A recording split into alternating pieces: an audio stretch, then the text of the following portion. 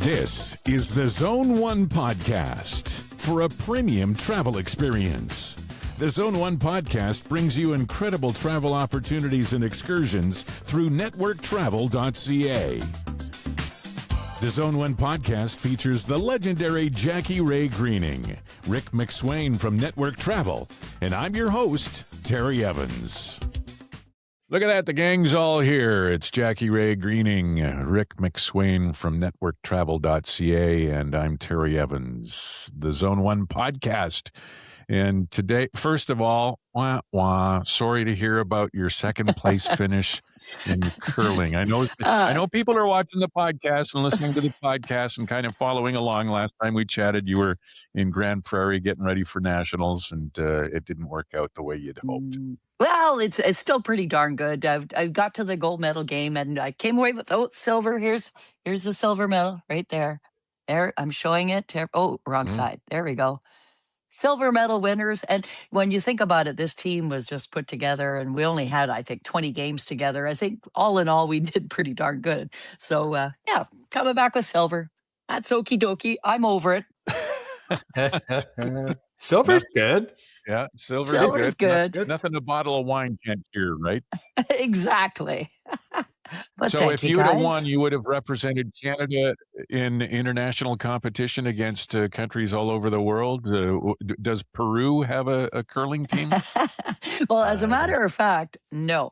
Canadian Masters, because that means 60 to dead, they don't have a world championship due to the fact that we could be dead by the time it comes around. So that's why they don't let us go past Canadians. Well, here I thought I was doing a clever segue into talking about our featured trip on this podcast with Machu Picchu. Yeah, you have to go before you die, obviously. Yes. I have never been to Peru. I've been to Argentina. That's the only place I've been in South America. But wow, it looks amazing. Yeah, it is. It is. Is that all you got to say about it? That's all I got. We're off on July the 29th for 11 nights, 12 days. I've just got the itinerary in front of me here. And then, I was down there. It was about, I don't know what it was. It was probably 13 years ago. I was down in Machu Picchu. So I did the whole thing. But I haven't been to the Amazon. So I'm super excited. We're going to stay in the Amazon for a few nights before we go into Machu Picchu.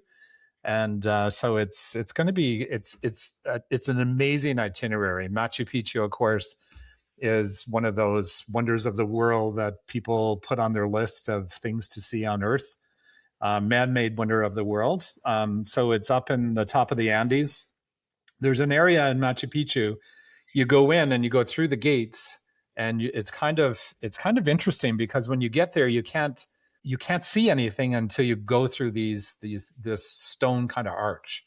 So you take a bus all the way up to the top of Machu Picchu, or you can hike up if you feel like it. But the hiking, the most exciting part of the hiking is up on the mountain. It's not going up through the road to get up to the top. But when you get up there, you get off the bus. It's just a parking lot. There's one lodge that's up there. I don't know what it costs now. It's probably about $1,500 US a night. But it's really the only thing that's on top of Machu Picchu. But they have a little restaurant up there and a cafe and that kind of thing. But you get off the bus and you kind of say, wow, I mean, you look around, there's nothing really that striking that you can see until you go through those gates and you go through this stone arch, and boom, it's all right in front of you. The whole landscape of Machu Picchu, you can see all the way down, obviously on the end of Machu Picchu, and the famous pictures you see Huayna Picchu. And Huayna Picchu is that peak at the end of Machu Picchu. So you have to hike down to the bottom if you want to do it, and then hike all the way up to the top of Huayna Picchu. And what's really neat, it's about a 2-hour hike, I guess. It's pretty steep. In some places, they got steel cable that's grommeted into the side of the stone, so you hang on to that so you don't go off the side. Oh, that's nice. It's pretty neat if you're not scared. Okay. So time out. So do you have to, is that the only way you can get up there is by taking this? Up to Huayna Picchu. Yeah. That's the highest point up there. Not everyone wants to climb Huayna Picchu, obviously, but because it is a bit more, it's a it's a bit of a it's a hell of a hike. Yeah, you and the curling team might not want to hit that. Fall off the mountain. Don't spill the wine. It's interesting, Rick. You talk about how you get off and you don't really see anything up there. I think that was part of the strategic design of it back in the 15th century when it came to be, because it was originally designed for the elite, if I remember correctly, through studies and just general knowledge. It was developed in the early 15th century, and then it was only around for 80 or 100 years. And then the Spaniards came in and kind of conquered everything. But the Spaniards didn't really know about it because it was hidden sort of well strategically up at the top. It was a big water source, and I believe still is, and where it's located in between the mountains.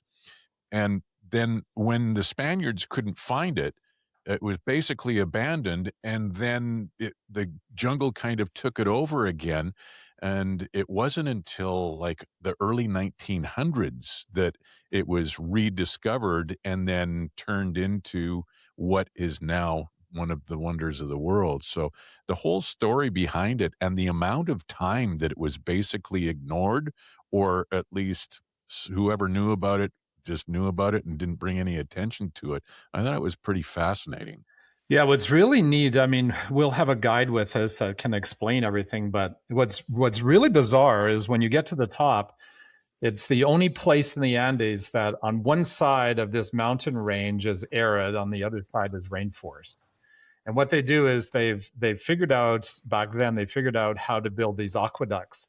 And they've got these little water canals around the top of the mountain from one side to the other. So they grow their crops on the terraces, and of course, all of the water from the rainy side would filter over and support the arid side and all of their crops. But what's really neat too is how they discovered this is unbelievable. And you got to guess. You notice my backdrop? I have jungle waterfalls just because of the Machu Picchu episode. Yes, brilliant. Well, what I was fascinated with is when the lady that we had that was our guide, she was explaining to us, and she said when they discovered the ruins, it was almost like something happened and everyone stopped what they were doing and immediately just disappeared. And nobody knows really what the story is and why they disappeared.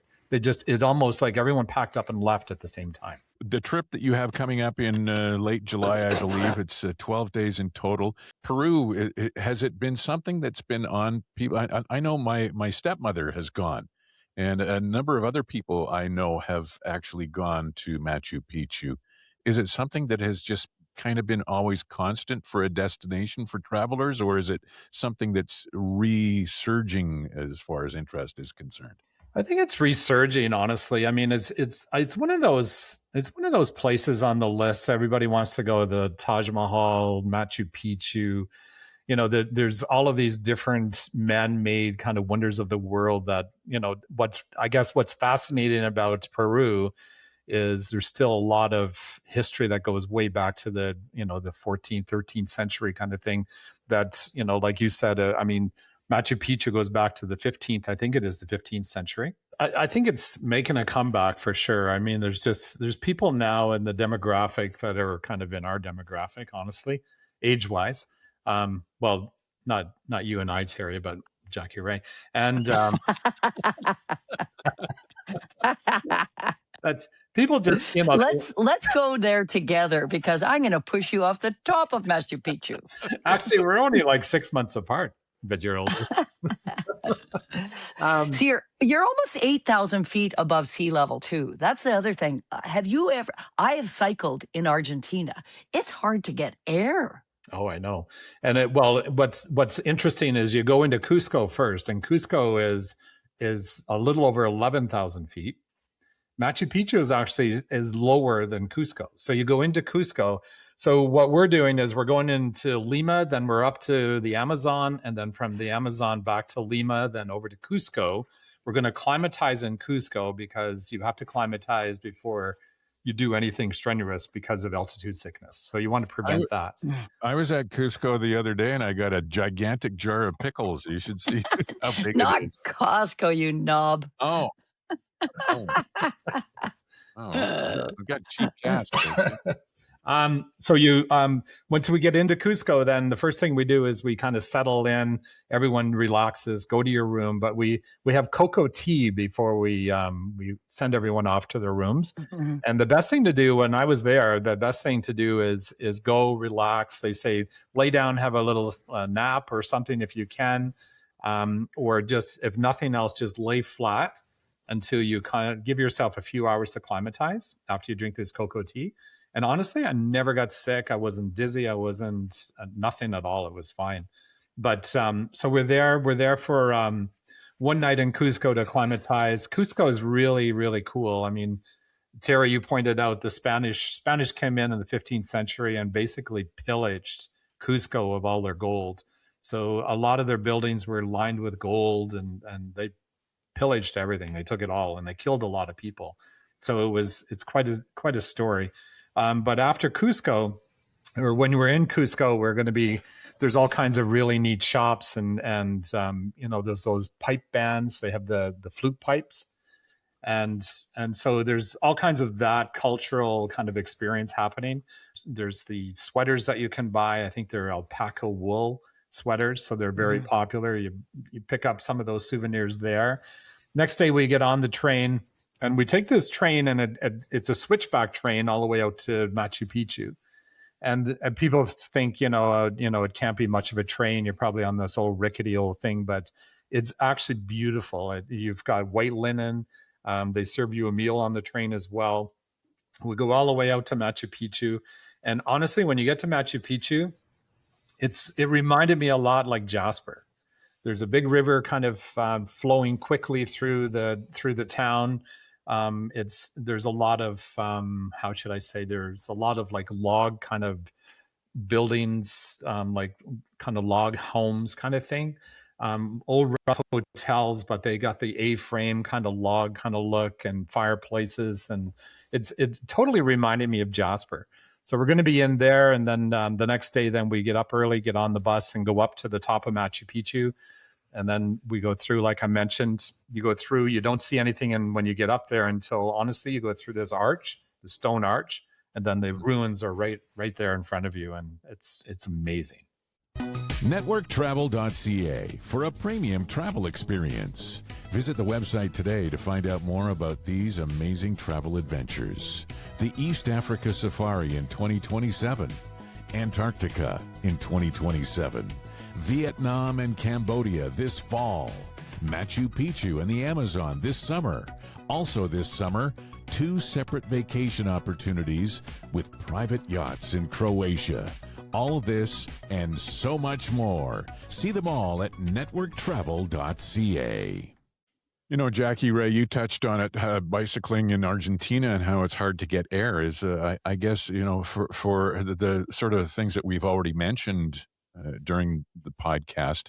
How physical is it, and how demanding is it, as far as somebody who's maybe in their 60s or 70s, is it a destination that suits someone who has maybe some physical inabilities, not necessarily disabilities, but It's tough to climb. I know my sister-in-law and my nephew did it. My nephew, he was obviously in his 20s, so he had no problem. My sister-in-law, she said she almost coughed up a lung. So I think it just depends on your fitness level, probably in a lot of ways. But Rick, I think this trip is more conducive to it's not like that arduous, is it now? No. Well, and honestly, when you're up on the top of Machu Picchu, when you get off the bus, it's quite flat. And it depends on what you want to do. You can do the terraces all the way up to the Temple of the Sun. There's the Sun Gate, that's way up in the top. You can hike up there, or you can hike to the bottom. But you can explore as much or as little as you want, really. But when you go in, it's pretty flat. So there's lots to see and lots to do, lots to explore. But it's just an incredible piece of history. And it goes back to being a part of the bucket list. You don't have to be a highly toned athlete to go on this trip, but it may be something that completely changes your life. Is it, with all of the other things that you're talking about, and Machu Picchu and then Cusco, and I mean, there are many different levels and layers to this trip.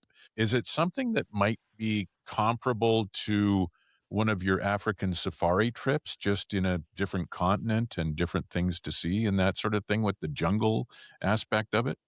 I would. And the more the more I thought about it before we started doing this podcast today, I was thinking, how do you frame it in comparison to something like an African experience? And I think you're dead on. I mean, you're going into the Amazon. You're going to be witnessing macaws. You're going to go up, for example, up on a canopy walk, which is about 100 feet up into the canopy of the rainforest. So, so when we're in the Amazon, we're going to be staying at this lodge, and it's called the lodge is called the Inca Terra. So it's really incredible. It looks beautiful. Like I mentioned, I haven't been to the Amazon yet, so I'm super excited. But this lodge looks like something we would have experienced in Kenya or Tanzania on safari. It looks absolutely incredible. So we're going up on a canopy walk. We're going to be going into local village. There's going to be all these immersive experiences with the local cultures and that type of thing. So there's all the wildlife that you would normally, expect to see in the Amazon. We're going to be, when we get in, we're going to take a 45-minute boat ride down the Amazon into this jungle lodge. And then we're going to be there for a few nights. So that part is going to be incredible. And that's when you decide who goes into the alligators. Okay, you and you. Do they have alligators there? Probably. Yeah, they're what are they called? They're there's crocodiles. Crocodilia, river otters. There's lots of river otters. Yeah. Do you know, for the agricultural community too, what I've heard about Machu Picchu is there's agricultural terraces when you go there, and it's not just for farming. It's like a retaining wall system. That's why there's been no erosion, because they didn't use mortar. You would think with the earthquakes and all the rain and stuff that there would be erosion, but there isn't, because of the way they built it. Which you think they built it in the 1400s or whatever the heck it was, and that's amazing. Well, and there's still talk about how did they build it, because they've got these massive slabs of granite that I swear you could not put in the seams. You couldn't put a razor blade in between them. The engineering mastery and the minds that were putting things together, like you said, Jackie Ray, in the 15th century, and with the aqueducts that you were talking about earlier, Rick, it's amazing how all of that stuff. I guess that's why it's classified as one of the wonders of the world. With the trip itself, and you touched on the destinations where you're going to be dotting around back and forth, I was excited to find out that Lake Titicaca is an actual place. Yeah, I remember saying that a lot in grade 7. So no, that's funny. So Lake Titicaca is the highest elevation that we're going to be visiting. It's 1,000 feet higher than Cusco, believe it or not. So it's Wow. way up there. Yeah. So it's I think that's going to be another incredible experience. It's the highest navigable lake in the world. So I think it's going to be pretty. It'd be pretty cold then, wouldn't it? Well, I think it's going to be nippy up there, but we're only up there. We're only up there for a day. So oh, I shouldn't have said nippy because it's like Titicaca. Oh, it is grade 7 all over again. You have to explain the joke, Rick. We can edit this out. So, oh boy. Damn it. I don't think we're going to look. If you go on Google Maps, you can go on and you can see Machu Picchu. You can see the Google, like the shot from the satellites, or however they do all the Google Maps stuff and whatnot. And you can see the switchbacks of the the mountain road. And Rick, you were talking about the train that goes up there and the quality of the train ride and the food and the white linens and whatnot. Is that the glass domed train? Is that the same one that goes through the Andes that you're referring to, or is that a different? That's correct. And they have these guys that dress up and you'll see pictures of it if you go out and Google the train to Machu Picchu.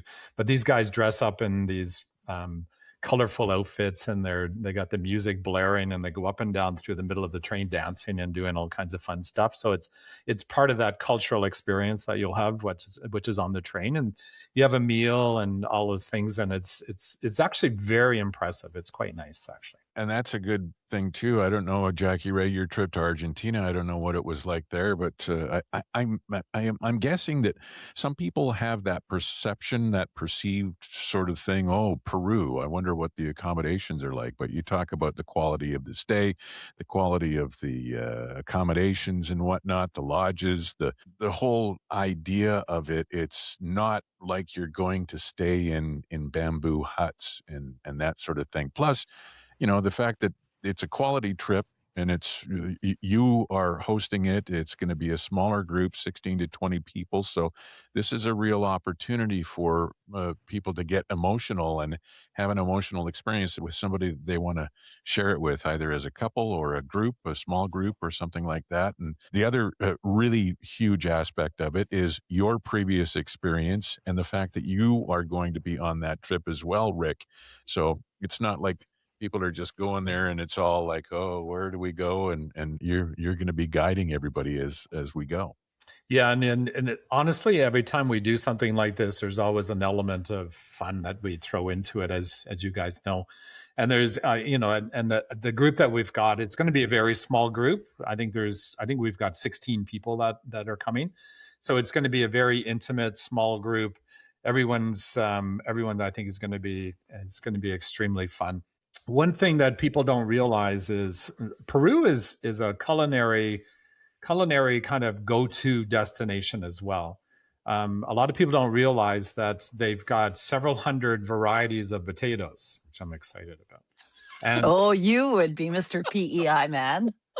And so certain potatoes grow at certain elevations. I don't know if you know that or not, but one of their staples obviously is potatoes, but one of their staples is like a beef stir fry with French fries. I'm freaking excited. I love that. Yeah. A beef stir fry. Oh, with French fries. Okay, good. Yeah, they know how to make their fries. So over there, the J.R. Rick's all excited about the different species of potatoes in Peru, and here I thought he was going to be excited about the floaties at Lake Titicaca.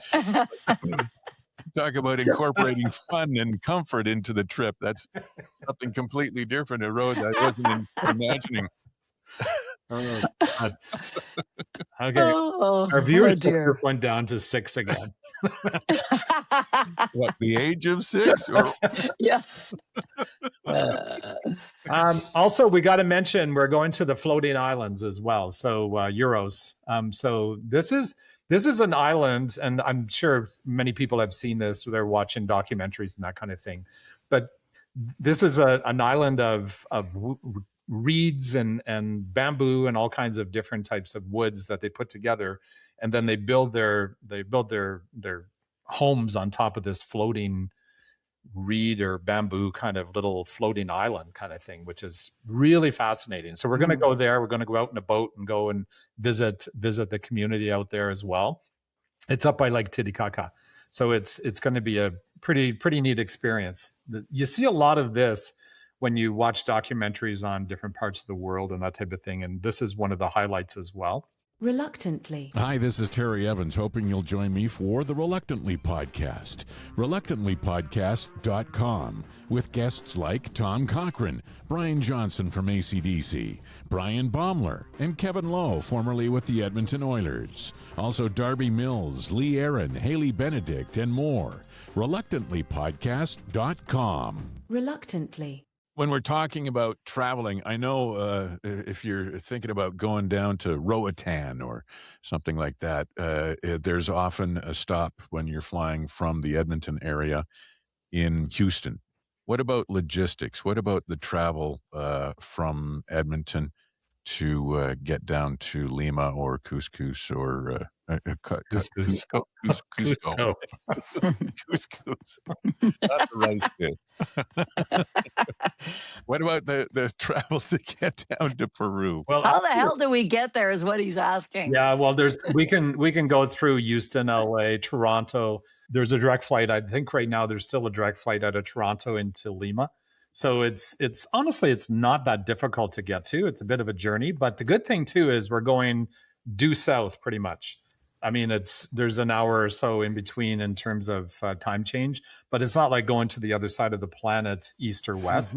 We're going south, so there's not a major time change, which is really good because I can do the podcast from there. Yes, that'd be great. So what are the dates again? July 29th. July 29th. One sec, I'll scan to the top of my itinerary. So it's July 29th, yeah, until it's 11 nights. And that's actually good because May to September, they say that's a sweet spot. It's not the rainy season, so it should be good weather while you're there. Yeah, exactly. So it's 11 nights, 12 days. So 29th to August the 9th. It is peak season to go down. Machu Picchu can be really windy and wet in the off season. So it's peak season for us. Lots of alpaca, lots of llamas, lots of, believe it or not, hummingbirds up there. There's all kinds of really, really cool things when you're up on top of the ruins. But a lot of people too, they'll hike in from, they have kilometer 88, kilometer 60, kilometer 40. So you can hike the Inca Trail. Obviously, we're not going to be doing that because our trip is not designed for the hiking of the Inca Trail. We're going to hike the ruins and then come back. So this kind of a trip is, if you compare it to things that we've talked about on the podcast before, Antarctica, South Africa, Kenya, they're big ticket trips because they're huge experience trips. They're life-changing trips. This is equally life-changing and a big ticket, but the price it's really affordable when it comes to what you're getting in return for a bucket list sort of adventure, isn't it? Well, and the price of this is roughly what it would cost to go to Machu Picchu alone, not to mention the Amazon included. And the internal flights are included with this price. So it is a really, really good deal. We put this together, I don't know, probably a year ago. So it is a really good deal. And a lot of people, again, what they're interested in is the Amazon's high on the list, Machu Picchu's high on the list. If you're going into South America, people love to go over to Chile because of the wine, down to Argentina, of course. Argentina's, if we're talking about South America, Argentina is still a lot like Alberta. You know, there's lots of beef. There's lots of all kinds of things that are similar to what we experience here. Wheat fields and grains and all those kind of farming and that kind of stuff. So, is there some really big and stupid truck tires down there too? There sure is.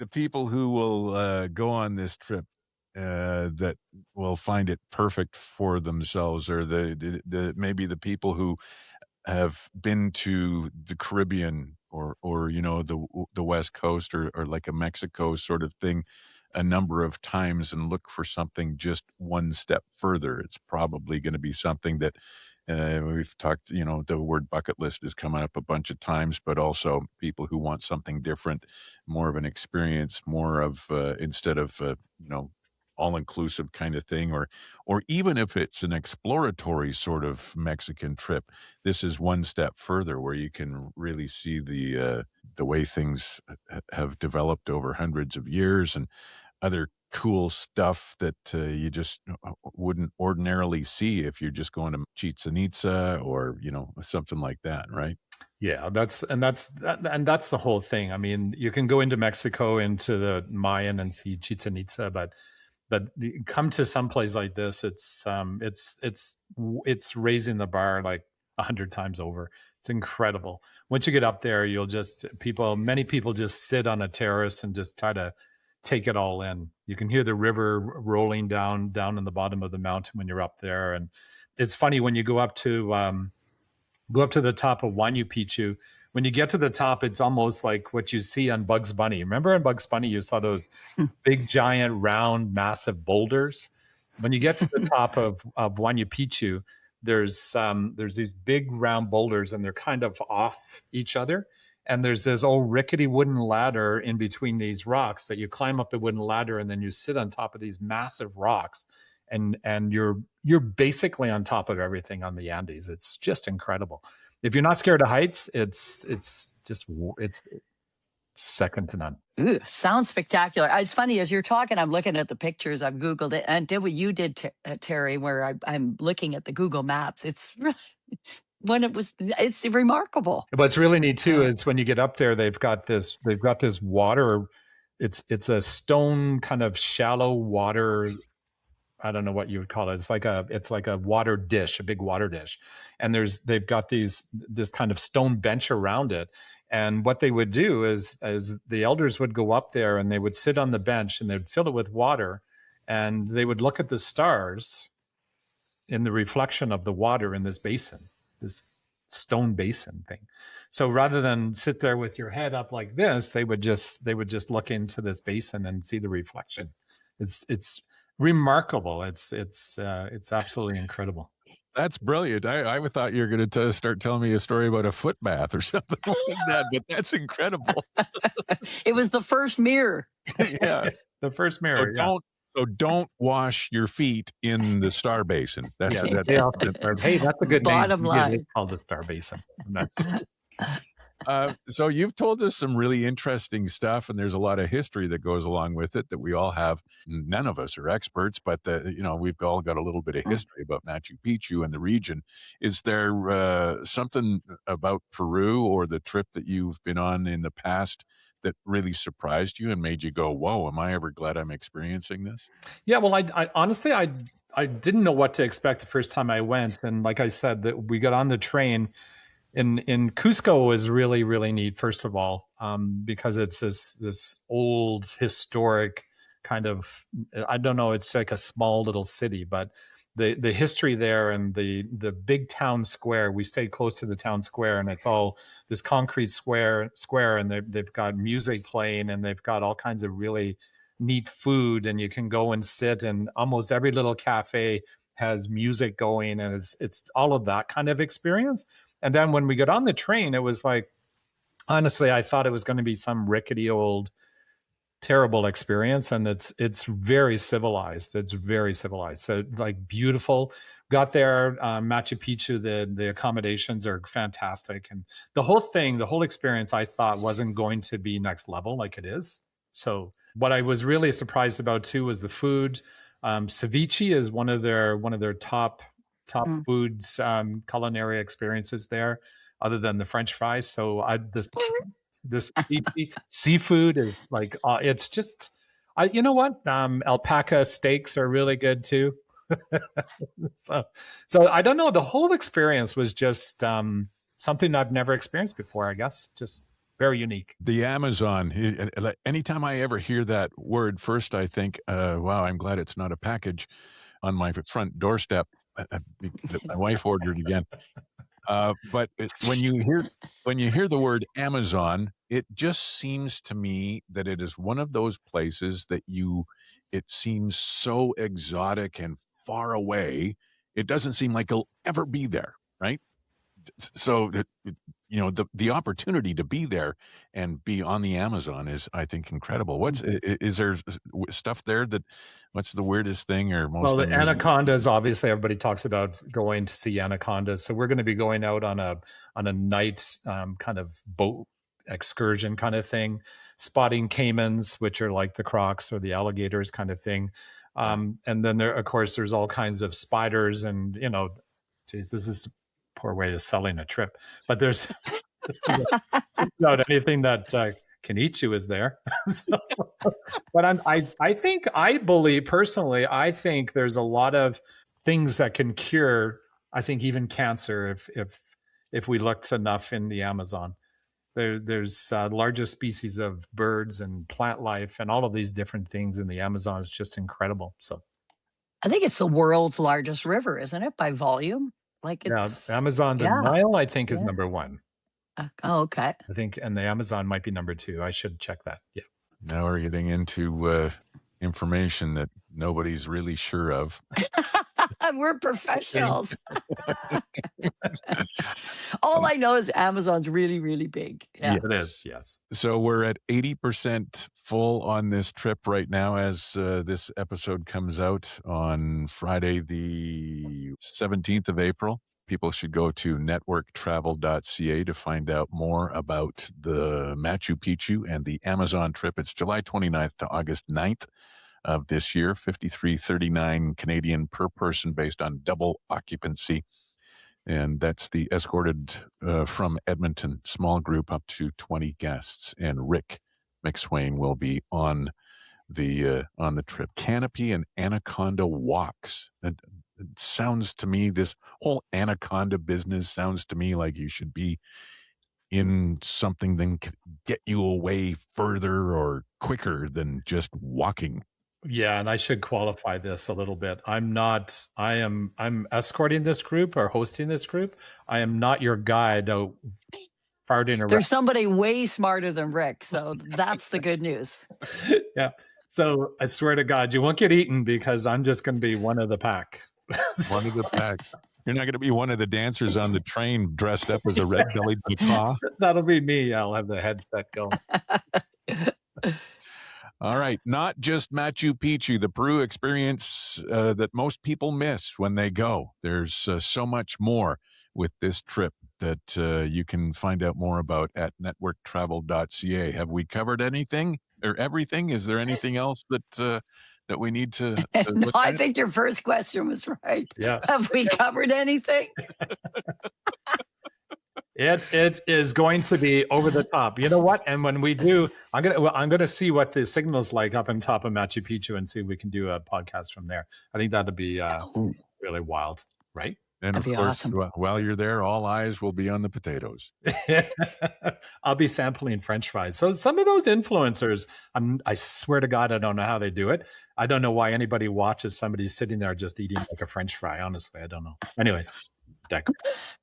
Oh, please make this show stop. All eyes being on the potatoes, I think, went right over Rick's head, but that's okay. No, I got it. This has been the Zone 1 podcast. For a premium travel experience, Rick McSwain from networktravel.ca, Jackie Ray Greening. I'm Terry Evans. The Zone 1 podcast is part of the Reluctantly Podcast Network.